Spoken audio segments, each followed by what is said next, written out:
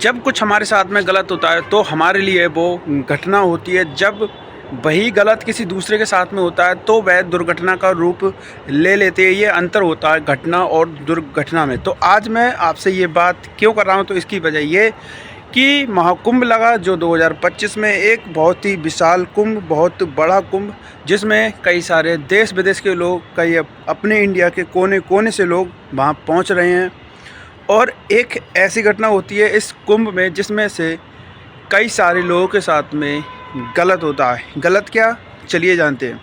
दोस्तों मेरा नाम है रवि, तो चलिए शुरू करते हैं हम इस वीडियो को। दोस्तों महाकुंभ जिसमें ये बताया जा रहा था कि ये जो कुंभ है वो 144 वर्ष के बाद ही ऐसा कुंभ लगेगा। ऐसा इसमें कुछ इस तरीके से बन रहा था इसका योग कि ये दोबारा से इस तरीके से नहीं लग पाएगा।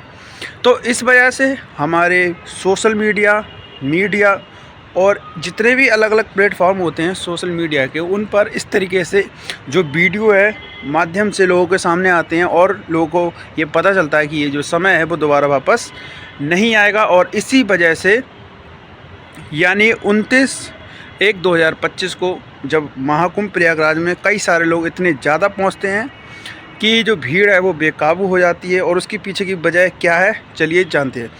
तो दोस्तों अब ये जो घटना है वो होती है रात के तकरीबन 2 बजे। 2 बजे कई सारे लोग जो कि लेटे हुए होते हैं ज़मीन पर, अपने सामान होता है उनका कुछ अपना जो साथ में लेके चलते हैं यात्री, वो एक नॉर्मल बात है। उसमें बड़े बूढ़े होते हैं, बच्चे होते हैं, महिलाएं होती हैं, और एक बैरिकेडिंग लगा हुआ होता है और उसके सहारे से चल रही होती है भीड़।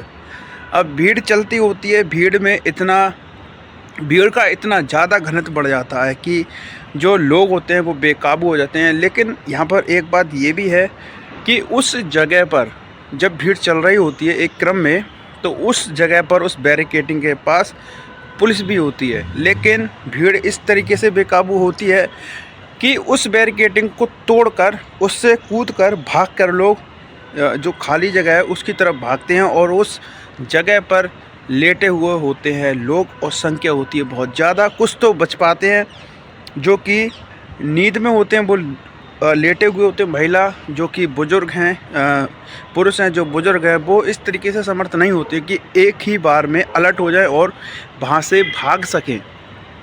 अब जितनी भी भीड़ होती है वो उनकी तरफ आगे बढ़ती है।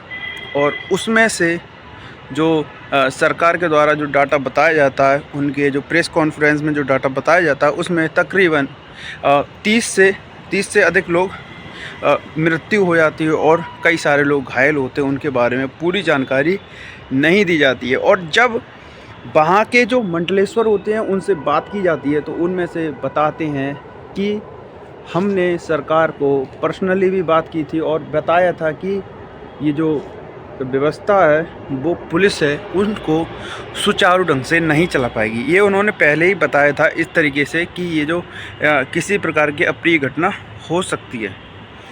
दोस्तों इससे पहले भी एक घटना हुई थी जो कि 180 कुटिया में आग लग गई थी, लेकिन उसमें किसी प्रकार का सिर्फ माल की ही हानि हुई थी, किसी की जान की हानि नहीं हुई थी। लेकिन अब जो 29/1/2025 को ये जो घटना हुई उसमें 30 लोगों की मृत्यु हो गई। अब इसके बाद में वहाँ पर कमांडो, जो NSG कमांडो होते हैं, उनकी तैनाती की गई और कई जगह पर पहले से लोगों को रोका गया जिससे कि भीड़ कम हो सके। दोस्तों तकरीबन उस तारीख में 29 तारीख में ऐसा बताया जाता है कि तकरीबन 6 से 7 करोड़ लोग पहुँचे थे एक दिन में। तो दोस्तों ये था अपडेट, और लोगों के साथ में इस तरीके से गलत हुआ उन परिवार वालों के। मैं आपसे यही कहना चाहता हूँ कि जब तक दूसरों के साथ में वो चीज़ होती है तब तक दुर्घटना का रूप रहता है, लेकिन जब वो चीज़ हमारे साथ में घटित होती है तो वो हमारे लिए एक घटना होती है जो कि उन परिवार वालों के साथ में उनके लिए क्या बीत रही होगी उनके मन पर, तो आप समझ सकते हैं। दोस्तों इसमें सरकार और जो सरकार के कर्मचारी हैं उन लोगों की बहुत ही ज़्यादा इसमें जो लापरवाही है वो यहाँ पर बरती गई।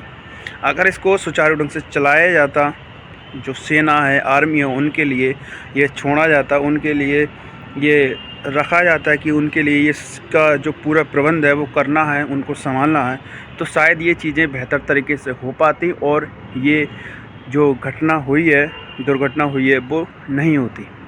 तो आपकी क्या राय है इस वीडियो पर ज़रूर बताएं और वीडियो अच्छी लगी तो प्लीज़ चैनल को सब्सक्राइब ज़रूर करें।